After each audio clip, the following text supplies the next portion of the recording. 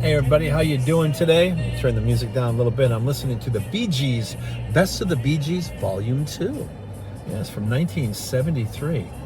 That's right, they had like multiple greatest hits albums before they even went disco, and then they had even more hits. These guys have had hits their whole lives. It's amazing. They just kept getting bigger and bigger and bigger, and it's something worth celebrating.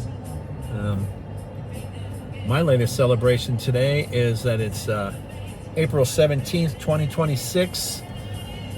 I have been sober, drum roll, 14,262 days. That's 39 years and 17 days and 468 months and 17 days. So that's my little achievement. A little achievement today. I'm not driving around, and it was kind of funny. I realized I had to shoot my daily variety vlog, my sobriety vlog. Not much of a variety. Every day I'm sober. Kind of gets boring, maybe. Hoping not for you. But we look at life and we look at things that we've done or we failed at, and I look at things over my shoulder. And I pulled I'm in a CVS parking lot in Pearland. But it was kind of funny because the sky is kind of stormy, and if it rains, it's going to be a light rain.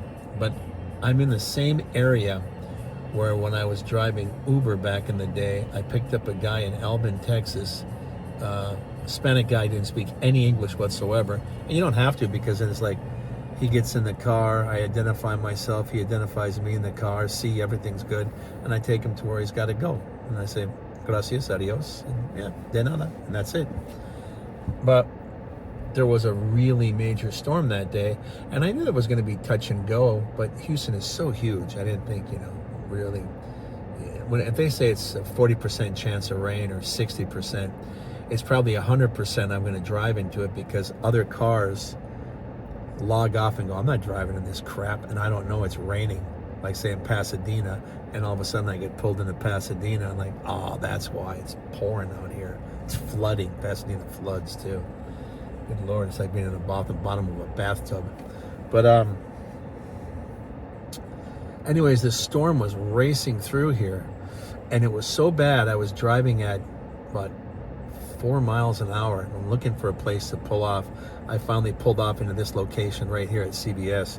But I'm driving on Magnolia, and it's just, my windshield wiper is going as fast as they can, and it looked like I was looking like when I was on the road opening restaurants for Applebee's. It'd be laundry day when you land into a town, and I said, wow, this is the most boring TV show ever. I'm sitting here watching my underwear and my socks and my pants dance in the wash machine like a sudsy discotheque.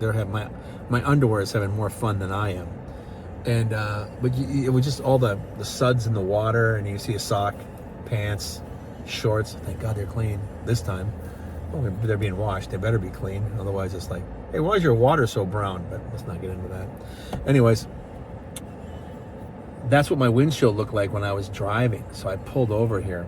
Now, later on that day, I was following some of the weather girls in Houston, and I don't watch TV, but I got them on Instagram so they pop up when something is an emergency, and they had tracked a tornado. And that's what they showed where it was and what time. Like, oh my God, that's where I was. And it didn't touch down, but it was overhead, and it was tearing up everything in Pearland, and trees were breaking, but it wasn't touching down. But it was really bad. And then it went on the same angle, and then it finally touched down in Pasadena. They got it, and it actually landed for about 3-4 blocks and tore some neighborhoods up. But I was underneath that. Now, there was a friend of mine who she's passed now because of her alcoholism. She had a seizure and died. So I still miss Eileen. She was fun. Anyways, the tornado was coming over our head, and at the same angle, that's where she was. And I talked to her later. I said, "You all right?" She goes, "Yes." "Where were you?" I said, "I was driving." "What? You dummy." I said, "Well, I was getting caught. I was trying to drop this guy off and get home." But yeah, it was something else. "Where were you?" "Well, I listened to the weather. I was in my master bathroom in my big tub with my cats, and an extra mattress pulled over my head just to be safe. And you're a dum-dum and you're driving through it? And like, yeah, I am kind of dumb when it comes to that, yeah. And I was thinking about all that as I was pulling in here, just kind of a flood of memories. And I don't really keep, I tell you how many days I've been sober because it's kind of a novelty, but I really don't keep, if I think back, I got to think hard. Was that 4 years ago? Was that 5 years ago? It was after the pandemic, so it had to have been like 2021, which would be 5 years from now. But I can't remember. I can't. I don't, excuse me, dedicate myself that closely to the passings of days and time. I call it my gymnastic math. When I look at something, I go, oh man, I'm listening to Bee Gees' Greatest Hits Volume 2. Came out in 1973. Oh, that's just a mere 53 years ago. And I remember the opening song is How Can You Mend a Broken Heart? And that was the first 45 of them I ever bought as a 10-year-old going on 11. I bought that 45. I know the words completely to it. And that's what opens up the Greatest Hits Volume 2. And I was playing it when one of my passengers is a real fun guy named Purnai, and he's from India.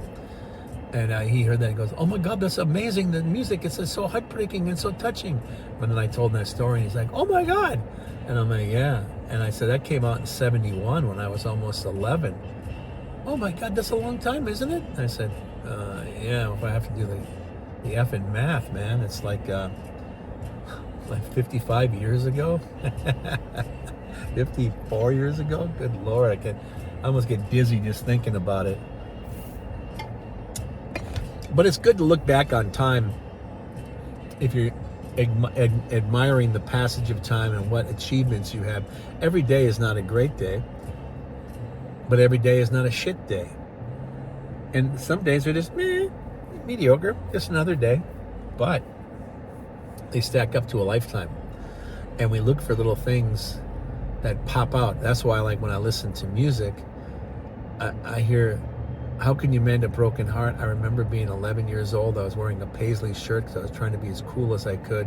My dad wouldn't let me grow my hair out, so the best I could do was keep my hair combed back like I do now, and then when he wasn't around, flip it down so I had some kind of bangs, because the Beatles and the hippies wore bangs and whatnot. And then when it got a little too long and he noticed it, then I got my haircut. For the longest time I had to wear crew cuts, so even when it just started to touch my ear, get close, there was a shadow on my ear, I had to get another haircut. But I remember that. I remember this shirt. I remember going into the Young at Heart's record club, and I always wondered about that. But then when I got older and I realized the guy also liked Frank Sinatra, Young at Heart. If you are the very young at heart, it means you're going to stay young. And music kept this guy young. And I believe it was on 2nd Avenue in Duluth, downtown Duluth. And as a kid, when we were downtown, my mom might save up some money and I'd be able to go buy stuff. And it was all used records. And it was wonderful. And he was always amazed at the fact that I knew so much about music. That just delighted him to no end. And he would have conversations with me. And then he'd have these boxes of 45s. And it had like the Bee Gees. And it had pictures of the Bee Gees, and he made them real decorative, and it stood out. So he'd pull the box down, and you'd rifle through, and then you'd find records that just had the sleeve, and then you had ones that had picture sleeves. And that's what I can never figure out, why a record company wasn't be so short-sighted. Put everything on a picture sleeve, because then it makes it more enticing to buy it instead of just a paper sleeve. It would be kind of like buying if you buy an album cover with nothing on it, aside from the White Album, that was done on purpose. That was a great 1968 Christmas present. But a plain album is usually a bootleg, and it usually was recorded pretty poorly too back in the day. But you want pictures, you want images, you want something that you can be drawn into, and it enhances. And I don't know why record companies didn't do that. But I'm thinking all of that as I'm listening to the How Can You Mend a Broken Heart, and it's on the 1973 Bee Gees Greatest Hits, Best of Bee Gees Volume 2. It's like, good Lord. Yeah, they didn't call it Greatest Hits because a lot of them weren't hits, but they were well-known songs. But man, all these things, these times, and I'm sitting here, and it triggered me just because of where I was, and I realized the tornado. And I remember the poor Mexican guy, because he was like, couldn't speak any English. Oh yeah, and I said, "Muy mal, sí." And if we pulled over and we waited, and it finally got done, like, "Ay, señor." I said, "I know mucho mierdas en mi pantalones." I told him I shit my pants a lot. He's like, "Sí." I only know just enough border talk to get me in trouble. But for water, is it baño? Baño's this way. You gotta know where the bathroom is, especially at my age. But you know, I'm just laughing and I'm just kind of reminiscing about it, and I just think it's kind of a fun little thing. I mean, it's just, I stop, I'm thinking of Eileen, I'm thinking of that poor guy who had a heart attack in my car, because the car was really rocking and rolling too, no doubt. And what we went through, my friend Eileen hiding in her master bathtub with her cats and a mattress over her head, calling me a dumb for driving, and she was right. And then I miss her now too, because she just died one night, and I'll get into that story some other time. It's like my life leads me to great heights and absolute tragedy sometimes, and I'm somehow in the middle of it, like some kind of smart-ass Forrest Gump, and I'm amazed at the people I've met, and the things that I've seen, and the things that I've done, and the places I've been. Because this little kid in the woods of Duluth, Minnesota, outside the city limits, living up on the Jean Duluth Road with his bedroom, slowly collecting albums, and that was my passport out of my little world, out to see what it was like before they bust me into school in the 7th grade into the inner city. Then I got to meet even more people that were unlike the group that I was with. Our neighborhood, we all looked and kind of sounded the same, and a lot of people went to the same church. You know, it was like a club almost, which nothing wrong with it. It was a nice community to grow up in. That's for sure. And even on Facebook, I've got a lot of my friends from Arnold School that got tore down when we were in the 6th grade, and they moved us to Homecroft. And just the memories and the people, and even some of the bullies and the assholes I kind of miss. Some of them I got even with later, which is probably why I miss them a little bit, because I don't feel like they robbed from me as much. I ended up taking back what they took from me in pride and blood, sweat, and tears, because when I was drinking and doing drugs, I was a fun, rowdy kind of guy. But when I met one of my old bullies from the past, I deliberately fought with them, literally, in the parking lot. And I tried to destroy them as physically best as I possibly could. It was, they didn't even see that coming. It was pretty violent. And that's when I realized that there was something inside of me that was hurting. And it was hard for me to sometimes contain. And I'd lash out at the world. And then, while I'm in treatment, I realized that's because of what I felt inside. Like I call it the tear, the hole in your soul. You're trying to fill it, and you're filling it with drugs and alcohol, or maybe getting even with someone. And in the end, an honest man will tell you revenge does not taste that sweet. Felt pretty good at the time, though, but it's not that sweet. A little bit of coffee, just chilling. But thank you for listening to me and checking in. Let me know what you're doing in your world. How are you feeling? What's going on? What's your ups? What's your downs? How are things going? I just want to reach out and just say hello. How are you? I encourage you. I see you. And after 39 years, I know exactly what you're going through, and it might not be the exact carbon copy. I can't say 100%, but I'd be willing to bet my left one it's a good 80% of the shit you go through. I went through it myself, so I have great empathy for you, and I know it's sometimes not that easy. some days are easier than others. Just, it's life, and that's how it is. But thank you for joining me on my daily sobriety vlog. Recapping one more time, 14,262 days, 39 years and 17 days, 468 months and 17 days. Oh my God. But I feel pretty good about that, and I feel pretty good about the day, and I feel pretty good about everything.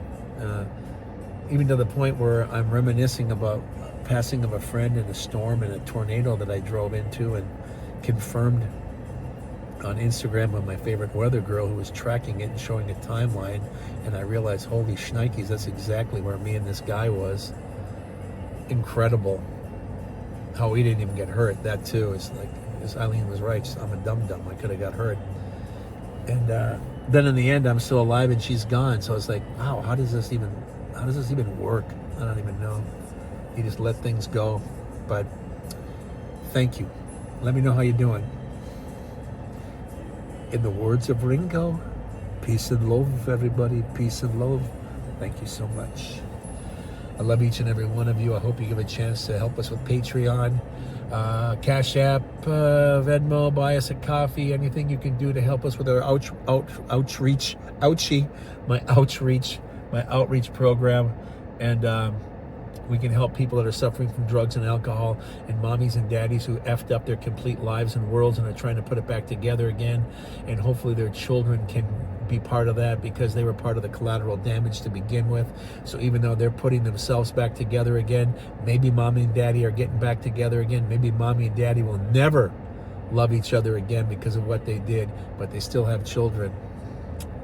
And that's our collateral damage. And we've all been damaged as children, so we know. And like I always say, you could have been damaged like you're one in the Epstein files, or you could have just been neglected, or you could have been physically beaten. The thing is that we all have something. So we all know that children carry the brunt of their parents' scars. And when they say they're innocent, you know they are, because you were in that situation and you were innocent. And if you're a parent now, you're probably saying, I'm never going to let my kids go through that. And you do your best not to ever let them go through that. So you know what I'm talking about. So as you love your family, love yourself, love your neighbors, love your community, love your fellow addicts that are trying to do the best they possibly can, and have that outreach program and help. Do the best you can with money, time, volunteer, everything. Anyways, thank you. I love you. Thanks for coming along, and I'll see you tomorrow.